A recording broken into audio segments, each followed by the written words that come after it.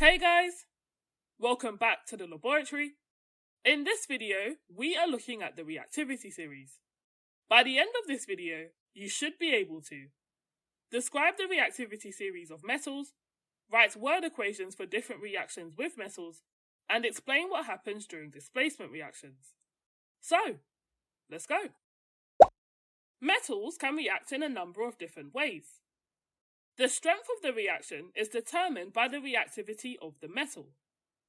Less reactive metals will react slowly, whereas more reactive metals will react more violently.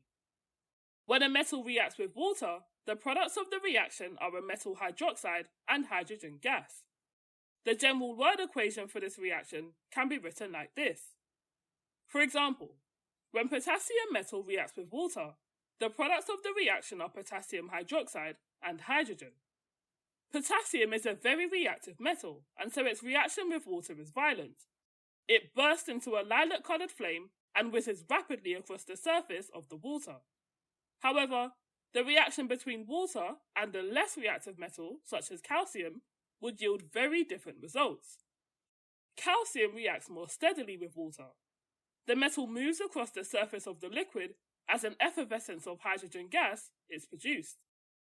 Similar reactions are observed when these metals react with a dilute acid, only the products of the reaction are slightly different. When a metal reacts with a dilute acid, a salt and hydrogen gas are formed. The general word equation for this reaction would look like this. So, if potassium metal were to react with dilute hydrochloric acid, a violent reaction would take place between the two, producing potassium chloride and hydrogen gas. However, when calcium metal reacts with dilute hydrochloric acid, a steadier reaction between the two will produce calcium chloride and hydrogen gas. This difference in the reactivity of different metals is reflected in the reactivity series. The reactivity series is a list of metals ordered by their reactivity. The reactivity of the metals increases as you move up the list, with the most unreactive metals found at the bottom of the list and the most reactive metals found towards the top. The position of potassium on the reactivity series in relation to calcium better explains the difference in intensity when the two react with an acid or water. We can use the reactivity series to predict and explain the outcomes of different reactions with metals. Let's look at displacement reactions as an example. A displacement reaction is a reaction whereby a more reactive element displaces or pushes out a less reactive element from its compound. We can look at the reaction between zinc oxide and lithium metal to demonstrate this concept. As lithium is higher than zinc in the reactivity series, lithium is the more reactive metal and can therefore displace zinc from its compound. The products of this reaction are lithium oxide and zinc. The zinc metal is left uncombined at the end of this reaction and is now a pure element. In circumstances where the metal in the compound is more reactive than the metal reactant, no reaction will take place. This is demonstrated in the word equation below. Lithium is lower than potassium in the reactivity series and is therefore less reactive. This means that lithium is unable to displace potassium from its compound.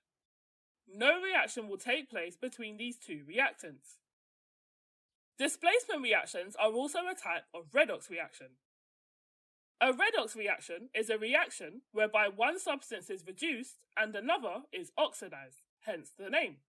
Red for reduction, which is the gain of electrons, and ox for oxidation, which is the loss of electrons.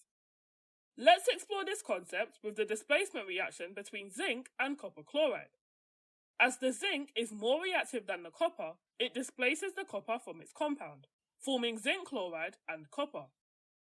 Before the reaction occurs, zinc is an uncombined metal and is therefore represented as a zinc atom with a neutral charge. The copper, however, has lost 2 electrons to react with chlorine and form copper chloride. Therefore, the copper atoms have become copper ions with a 2+ charge. When the displacement reaction takes place, the zinc atoms now lose 2 electrons to react with the chlorine and form zinc chloride. They form zinc ions with a 2+ charge. This loss of electrons is oxidation. In contrast, the copper ions that have been displaced will now gain 2 electrons and return to neutral copper atoms. This gain of electrons is called reduction. Do note that the chlorine ions have been left out of this explanation as they do not change, and so we call them the spectator ions. Here are the half equations for the reduction and oxidation reactions that take place during this displacement reaction. Here we see the copper ions are reduced and gain 2 electrons to return to neutral atoms. And here we see the zinc ions are oxidized and lose 2 electrons to become zinc ions. We can use displacement reactions to determine the reactivity of different metals. To achieve this, each metal is reacted with a solution of another metal compound. If the metal is more reactive than the metal in the compound, then a displacement reaction will occur. For example, when zinc, magnesium and lead are reacted separately with copper chloride solution, a displacement reaction will occur for each, and the copper metal is displaced from its compound. These observations indicate to us that copper is less reactive than all of the above metals. When copper, magnesium and lead are reacted with zinc chloride solution, a displacement reaction only occurs with magnesium metal, indicating that zinc is more reactive than copper and lead, but less reactive than magnesium. When copper, zinc and lead are reacted with magnesium chloride solution, no reactions take place. This indicates that magnesium is more reactive than all 3 metals. And when copper, zinc and magnesium are reacted with lead chloride solution, the lead is displaced by zinc and magnesium, but not by copper. Therefore, lead is less reactive than zinc and magnesium, but more reactive than copper. We can use this information to determine the order of reactivity of these 4 metals.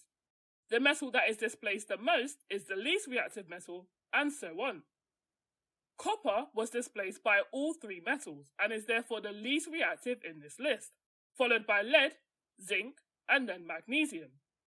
This order of reactivity is confirmed by the ordering of metals in the reactivity series.